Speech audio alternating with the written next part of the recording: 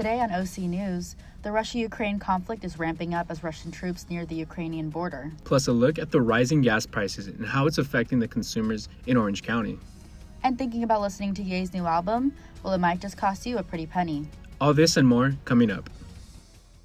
This just now in tech news, the first responder on the scene. There's been a lot of collaborative efforts I feel over the blessed to be here in Fullerton. Brought to you by the broadcast journalism students at Cal State Fullerton.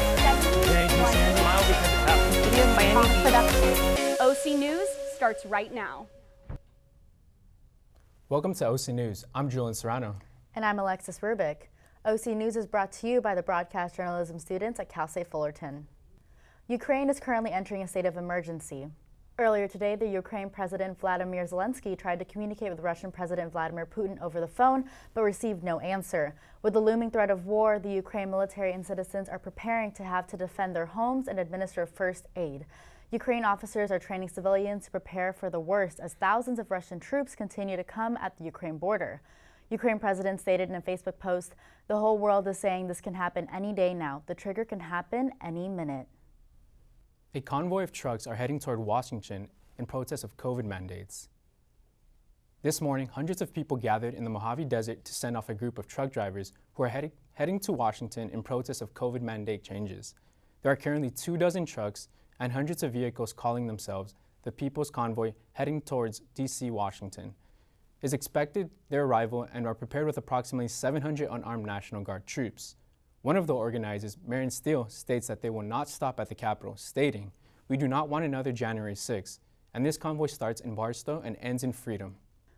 Our reporter Brenda Elizondo went to talk to the residents of Boyle Heights after the historic Sears announced big changes on the horizon.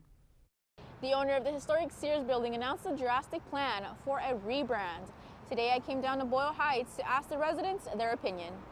It's ridiculous. The city's too soft on them. They already give them a lot of money for GR. They give food stamps. They give them money. I mean, what else do you want? It's a cycle that's just never going to end. After nearly a century, the historic Sears building in Boyle Heights has closed permanently and will be facing a drastic rebrand in the near future. The building's representative, Isaac Shomoff, announced this week that the historic building will be rebranded into a homeless shelter, where temporary housing and services will be provided to those in need, leaving many people with polarizing opinions. Priscilla is a street vendor outside of the former Sears and says the homeless shelter is a great opportunity for those seeking help and is willing to welcome anyone who needs it. I'm really happy about this project. It'll help the people who really need it. The rebranding of the 9 acres is expected to house thousands of homeless individuals and provide services like pharmacies, job training, dentists, barbers, and a vet for those that own service animals. Some of these people, they just don't want to get a job. Some of them are mental, they need special needs, those ones, we need help. But you have to somehow get some way to sift them out and find out who's trying to play the system and who's not.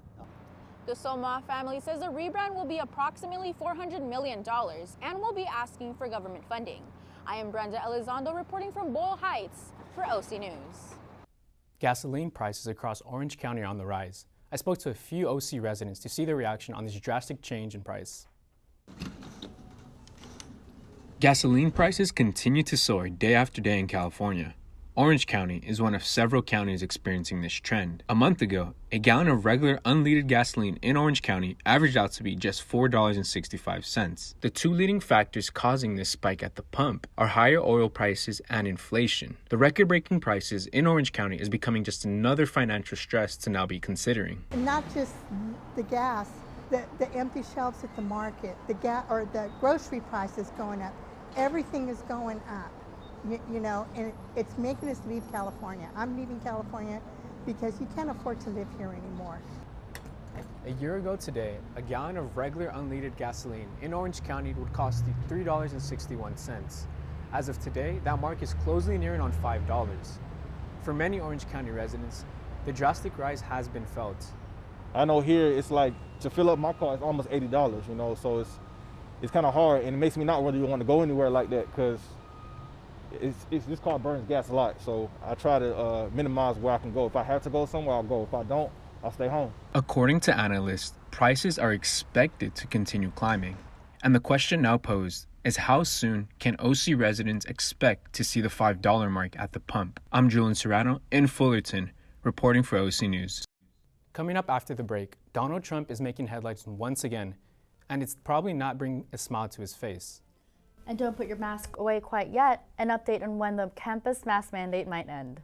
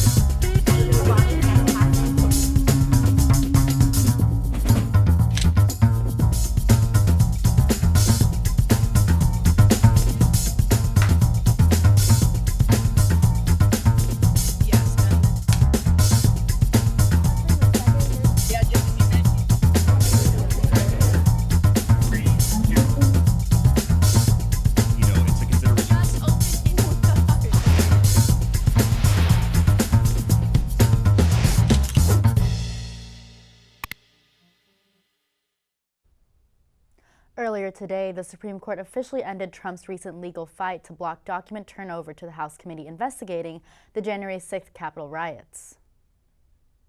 The Supreme Court will not be taking former President Trump's case that has been challenging the disclosure of his White House documents. This decision concludes Trump's attempt to keep those documents away from the House committee. Trump has previously filed an emergency request to block the National Archives from turning over the materials to the court. The documents are already in the hands of the committee investigating the January 6th Capitol riots, but they did not explain why the court was not taking up this case. This means that the lower court decisions approving the release of the documents will stand. More documents are set to be overturned to the House next week. Another officer is in trial. We'll take a look at the court case of the shooting of Breonna Taylor. The former officer is charged with 3 counts of felony wanton endangerment for allegedly blindly firing 10 shots during the raid. Brett Hankinson, the former Kentucky Louisville officer who killed Breonna Taylor as she slept in her home, has begun trial. For those who don't remember, Breonna Taylor was a former full-time ER technician and emergency medical technician. On March 21st of last year, she was asleep when officers raided her home and fired shots. She was killed on the scene. Brett Hankin was pleaded not guilty. Justice has been served. A jury found the 3 white men who killed Ahmaud Arbery in 2020 guilty of all charges in their federal hate crimes trial. CNN reporter Chris Nguyen has more on the story. Justice for Ahmaud Arbery! Justice for Ahmaud Arbery! On the eve of the 2nd anniversary of Ahmaud Arbery's death, the 3 white men who killed him were found guilty on all counts in a federal hate crimes trial. I, as a mom, will never heal. Tuesday, Travis McMichael, Gregory McMichael, and William Roddy Bryan were convicted of interference of rights, a federal hate crime, and attempted kidnapping. The McMichaels were also found guilty of an additional firearms charge for using and carrying a firearm during a crime of violence. They gave us a sense of a small victory, but we as a family will never get victory because Ahmaud is gone forever. The jury found that the men attempted to chase Arbery and attempted to unlawfully confine him using their trucks as he jogged through their neighborhood outside Brunswick, Georgia in February 2020. Arbery's mother relieved with the verdicts after the judge rejected an earlier plea deal agreed to by prosecutors. They didn't have a son that was lying in a cold grave. All right, come on. And they still didn't hear my cry. All 3 men could now receive sentences of up to life in prison and heavy fines for the federal convictions. They're currently serving life sentences after being previously convicted of murdering Arbery in a separate state trial, although they have said they plan to appeal. No one should fear that if they go out for a run, they will be targeted and killed because of the color of their skin. I'm Chris Wynn reporting. If someone paid you $1,800 to stay off social media, would you? A mom and son made a deal to keep off social media. CNN reporter Jeremy Roth has the story. How much would it be worth to stay off social media for most of your teenage years? For Minnesota's Sievert Klefsauce, the price tag was $1,800. When Klefsauce was 12, his mom offered him that exact amount if he stayed off social media entirely until he was 18. being 12, I didn't really have a great concept of money yet. So I was like, oh, sick, yeah, absolutely. Lorna Klefsauce says she was motivated to make the deal, which she called her 18 for 18 challenge, when she saw her daughter too engrossed in her apps and feeds. Really was affecting her mood. It was affecting her friendships. Like, oh, somebody said this about you. And then, oh, somebody did this. And like, oh, can you believe that somebody's doing that? And I was really spared from all that. Sievert says the decision was easy because he wasn't too active on social media to begin with. Now 18, this college-bound kid has cashed in on his promise kept and is now wading into the waters of social media at his own pace. On the whole, I definitely say totally worth it. I mean, I'd do it again. Cal State Fullerton is adjusting their mask mandate here. With more on the story is Chris Ramirez. Fullerton's mask mandate has been expanded, and we went around to see what students felt about this.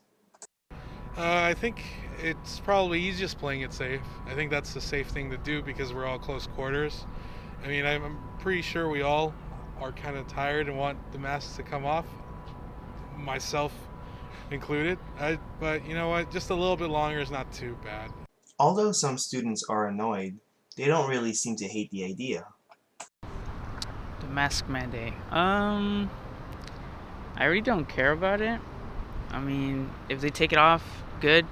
If they keep it on, it's annoying. And Cal State Fullerton has made sure to remind all people in campus to wear their mask indoors by placing signs throughout the campus outside of almost every single building. I mean, yeah, I'm still gonna wear it. It's one of those things where I already got COVID, so it's to keep others safe. Yeah. Even though I may have like my booster and everything, I still would just try to keep others safe. So even if they say like you don't have to wear it, I'd still see myself wearing it. This is Chris Ramirez reporting from Cal State Fullerton for the OC News. Struggling to find clothes? Our Brandon Vicuna might have a solution for you. Thanks, Alexis and Julian. The LGBTQ Resource Center is hosting their monthly gender-forming closet. The gender-forming closet is for anyone struggling with their gender identity and would like some free clothes. Seeing the looks on everybody's faces and how much they are able to get, we get a lot of stories of people coming back with a whole bunch of clothes and just saying like right now we just had someone come up and say they have been struggling finding clothes for work and that they feel like they've been wearing the same thing. So the fact that we're able to provide a service for people to come get free clothes for any of their needs, whatever's going on in their life, we could see that on their faces as they come out. Don't worry, if you miss them this week, they're also available by appointment at the LGBTQ Resource Center. They'll also be back out here having another pop-up on March 23rd from 10:30 a.m. to 2 p.m. I'm Brandon Vicuna reporting for OC News. Now back to you in the studio. Are you looking for a new restaurant to eat at that doesn't break your diet? Well, our reporter Dulce Flores has the place for you. Hi everyone, so I'm here in LA County and I just want to show you a brand new restaurant that just opened up here in Montebello.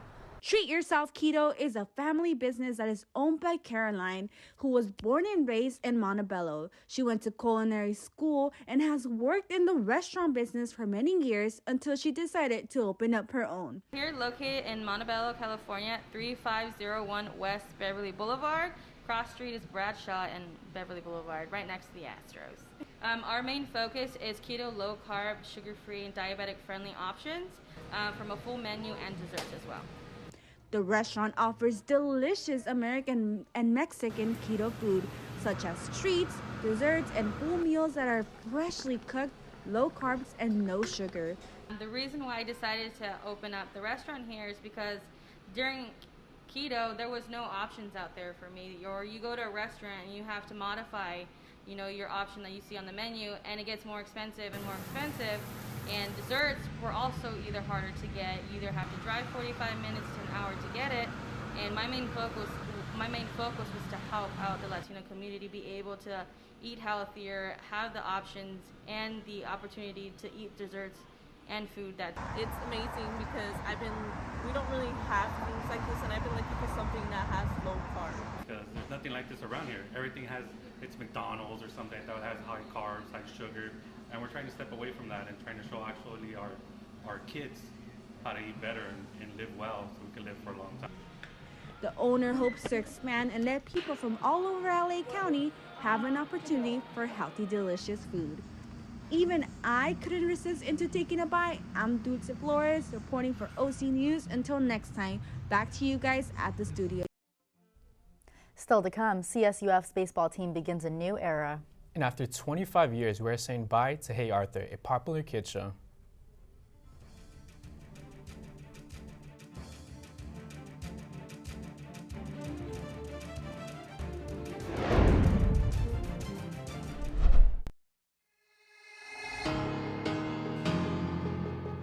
Anytime they're playing music downstairs, it's loud. I go downstairs, see what they're doing, see what music they're doing, see what they're dancing to. I go play piano downstairs, they come get involved. Leah has a drum set beside it, banging that. Any music, that's what they do.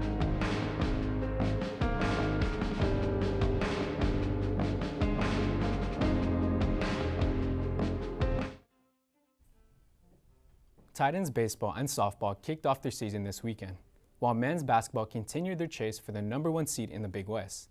David Dominguez is here with the latest campus sports news. David? Cal State Fullerton baseball began a new era under coach Jason Dietrich this weekend as they began their season at #6 ranked Stanford Cardinal. After dropping the first game of the 3-game series, the Titans bounced back as outfielder Caden Connor blasted a grand slam over the right field wall to give the Titans an 8-0 lead in the top of the 4th. The pitching staff would do the rest as they combined to shut out the Cardinal in an 11-0 blowout win for the Titans. After the game, Coach Dietrich talked about his first win as the Titans' new skipper. Softball spent the weekend in Arizona as they played in the GCU Purple Classic. After falling behind 3-0, Megan Delgadillo hit an RBI single up the middle to get the Titans on the board. Later on that inning, Anaya Mitchell hit an RBI base hit to top off the Titans' 6-run inning.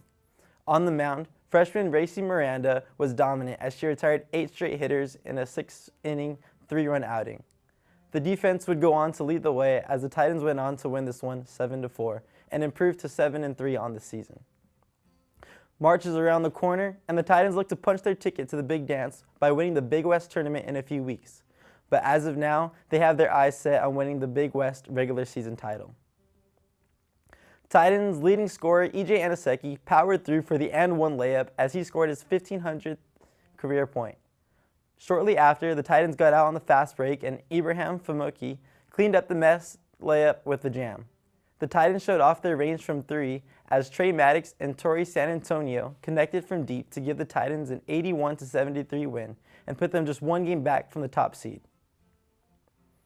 The Titans will face UC Irvine this Thursday at home. Alexis and Julian, back to you. And now we'll go to the latest entertainment with Chris Ramirez. What's up, everyone? This is Chris Ramirez updating you about what's going on in the entertainment world. Kanye West is once again in the news, no surprise. There's the popular kids show Arthur reaches its finale and reminds us of all how old we are, and Guillermo del Toro is honored for being a creative genius. Kanye West is back in the news. However, this time he even has some of his fans a bit upset. Mr. West, or Ye, has recently announced that his upcoming new album, Don the Tube, will be released only on this $200 STEM player device. The STEM player is a handheld device that allows you to become the producer, allowing you to customize any song, including features, vocals, beats, speed, and more. So if you're a fan of Kanye, you just might have to cash out the $200 for a listen. The STEM player can be found on his website, stemplayer.com. The beloved PBS animated kids show Arthur has finally come to an end earlier this week. After 25 years and 25 seasons and over 200 episodes, Arthur has concluded the story of all your favorite characters. Spoiler alert, the story ends with Arthur gathered around his friends as he presents them a self-titled book about his childhood. His little sister DW becomes a police officer, and his best pal Buster becomes a teacher. You can still catch all the episodes airing on PBS Kids, or even catch the latest episode on YouTube. Guillermo del Toro, the legendary Hollywood director who's responsible for movies such as Pan's Labyrinth, the Hellboy series, and the Oscar award-winning picture, Advanced Imaging Society The Shape is of giving Water, the will be Nightmare Alley honored filmmaker by its the Advanced first-ever Imaging Society. Gene Kelly He will be Visionary receiving the Award. first-ever Gene The Kelly Society's Visionary president Award, notes which Kelly represents was a film filmmakers who are seen as pioneers innovating with and camera innovators. use, lighting, The film world, choreography, and more. in the film And world, says Del Del Toro Toro is set to be embodies the honored on same March March 4th. spirit. All right, now that's all the news I have for you today, and now back to our anchors. Tuesday was the day of twos, with the date being 2/22/22. Many couples took advantage of this lucky day and decided to tie the knot. CBS 2 News' Leah Mishkin has the rest of the story. The walk, the rings, the kiss. Introducing Mr. and Mrs. Vargas. We both said it at the same exact time. We both had the date in mind. 2/22/22. It's a palindrome, meaning it's the same date backwards and forwards. The couple says it felt lucky. We actually started dating on 11/11/11, so this was perfect, 2/22/22. Plus, they'll never forget their anniversary. If I forget it, I'm in trouble. The newlyweds were originally told they'd only be allowed to bring 6 people because of the pandemic. That changed, so their parents, siblings, grandmother, nieces and nephews all joined to watch the ceremony. It's a fun day for all of us. Hempstead Town Clerk Kate Murray has married more than 2,000 couples in the past 20 years or so. Her words of wisdom to new husbands and wives? Communication, keep listening to each other, and don't go to bed mad. My parents always tell me that too. Murray married 22 couples on the day of twos. It's like a day like no other. When we saw the twos, we just decided that we wanted a special day for ourselves. These middle school sweethearts have been dating 12 years. You look so beautiful. Thank you so much. Yeah, it's been a long time coming. Each bride and groom even got 2-shaped cookies on their way out. The Harpershan family had one more surprise. Oh my God! A car decorated for the occasion. In Hempstead, Long Island, Leah Mishkin, CBS 2 News. Thank you for joining us on OC News. Our next newscast comes to you on Monday at 5 p.m.